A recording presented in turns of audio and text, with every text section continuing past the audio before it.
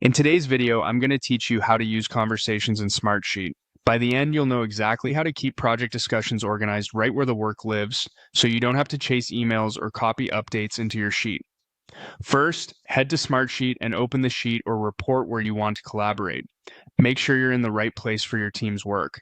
Conversations are tied to the item you're viewing, so opening the correct sheet ensures everything stays contextually linked to your tasks and data.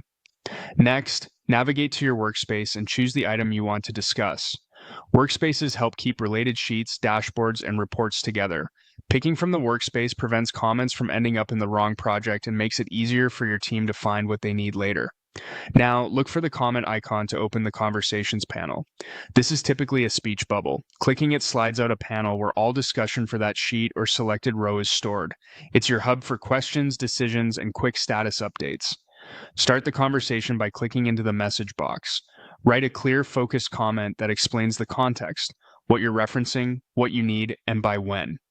Short, specific messages are easier for your teammates to act on, and they create a helpful history of decisions right alongside the work.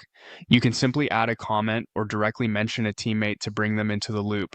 If you just need to document something for the team, keep it general. If you need someone's attention, mentioning them is the fastest way to notify them. Emojis are available too. Use them to quickly convey tone or status, like a check mark when something's done or a warning sign for blockers.